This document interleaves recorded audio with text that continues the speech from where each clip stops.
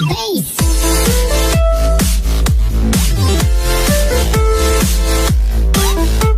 है। इसने जहां महंगाई बढ़ाई है, बेरोजगारी बढ़ाई है और इतना करप्शन हो रहा है जिसकी आप हम और कल्पना नहीं कर सकते। करप्शन पीक पर है, अन्याय पीक पर है। तो भविष्य में हम भरोसा दिलाते हैं, समाजवादी पूर्वांचल एक्सप्रेसवे जिस मकसद से बना था, यहाँ की ग्रामीण अर्थव्यवस्था को जोड़ने के लिए, बुनकर भाइयों को सुविधा देने के लिए, सस्ती बिजली, कारखाने, उद्योग लगे, उस दिशा में हम लोग काम करेंगे और भविष्य में मऊ, आजमगढ़, गाजीपुर, बलिया या जौनपुर या अम्बेडकर नगर या आगे का इलाका हम देखेंगे, ये और खुशहाल हो और आगे बढ़े, उसके लिए हम लोग योजनाएं लाएंगे। सर, आजमगढ़ में रेलवे के सुंदरीकरण के लिए केंद्र सरकार से बजट आया, जिसमें सबसे घटिया किस्म की नीति लगाई गई और उसको हम लोगों ने खबर दिखाई, उसको लेके आप किस तरह से? वैसे तो आजमगढ़ का नाम दुनिया में है, लेकिन भारतीय जनता पार्टी भ्रष्टाचार में शामिल रहती है। जिस क्वालिटी का काम होना चाहिए उस क्वालिटी का काम नहीं कर रहे हैं। हो सकता है भारतीय जनता पार्टी के ही ठेकेदार काम कर रहे हो। मुझे याद है कन्नौज में जो रेलवे स्टेशन बन रहा था, इतनी घटिया बल्ली लगाई थी, बांस की बल्ली लगा दी, पुरानी बल्लियां लगा दी। उसका परिणाम ये हुआ कि पूरा का पूरा स्ट्रक्चर ढह गया था। और उसके बाद हम लोगों ने जब लोकसभा में उठाया सवाल और कहा कि ये मॉडर्न और वर्ल्ड क्लास यहाँ पर बने रेलवे स्टेशन, लेकिन नहीं काम हुआ।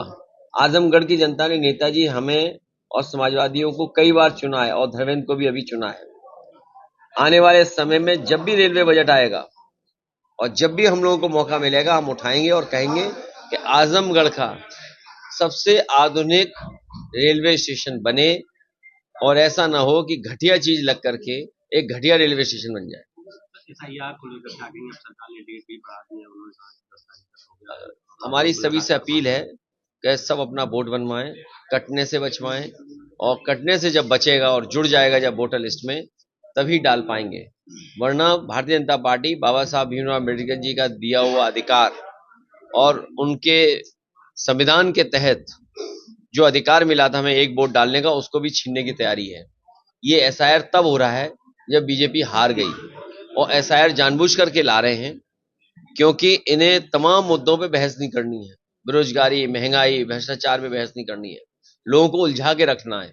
पहले इन्होंने नोटबंदी में उलझाया आम जनता को, GST से उलझाया हमारे व्यापारियों को, कोविड में पूरी जनता को फंसा दिया और वैक्सीन लगवा दी।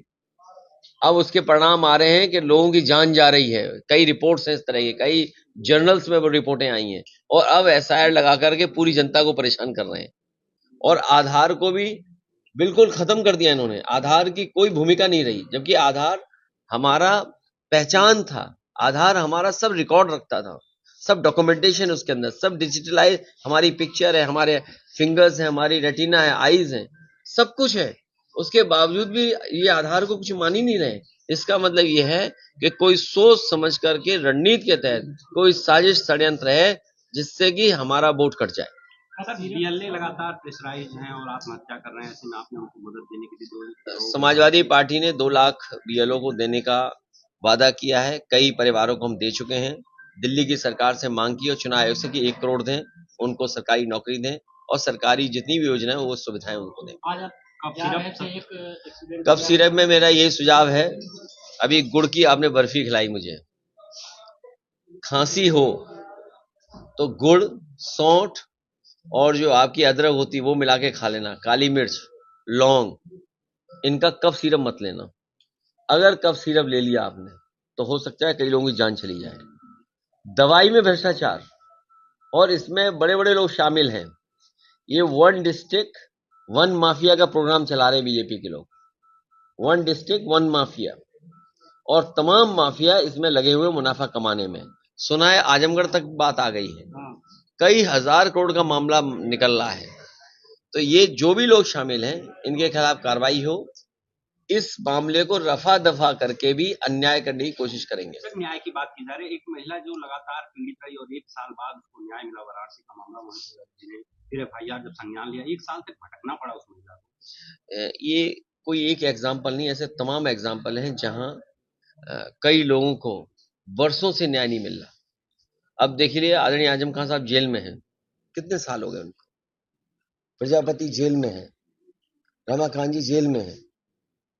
ऐसे बहुत सारे समाजवादी लोग हैं या पीडीए परिवार के लोग हैं जिनके ऊपर अन्याय हो रहा है, झूठे मुकदमे लग रहे हैं। बीएलए सर आजमगढ़ में और तमाम जगहों पर बीएलए की क्या भूमिका है और वो क्या कर रहे हैं जो आपने नियुक्त किया था? उससे भी बड़ी बात हो रही है आपके मोबाइल में नॉर्थ कोरिया की तरह। कौन है राष्ट्रपति नॉर्थ कोरिया का, क्या नाम है? वो सब निगरानी रखते हैं।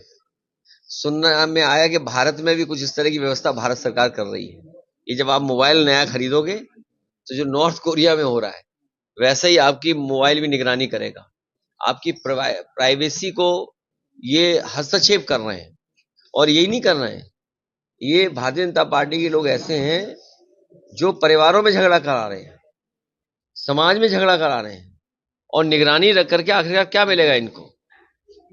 अभी आप लखनऊ से मऊ जा रहे थे, इस दौरान एक महिला को आपने कुछ सहायता राशि दी। नहीं, बहुत दुखद घटना हुई कि कोई बस आकर के उसको टक्कर मार गई जिससे उसकी जान चली गई। पति और उसके परिवार और जो बाजार के लोग थे वो मांग और धरने पे बैठे थे। उनकी मांग थी कि परिवार की मदद हो, जो दोषी उनके खिलाफ कार्रवाई हो, लेकिन पुलिस का व्यवहार थोड़ा ठीक नहीं था जिसके कारण उन्हें रोड जाम करना पड़ा। जब मैं आया तो उस परिवार की मदद की। 2 लाख हम पार्टी से मदद कर रहे हैं और यहाँ के जिलाधिकारी जी से बात की तो उन्होंने आश्वासन दिया है कि जो सरकारी योजना है उसे शामिल कर करके उस परिवार का सहयोग करेंगे।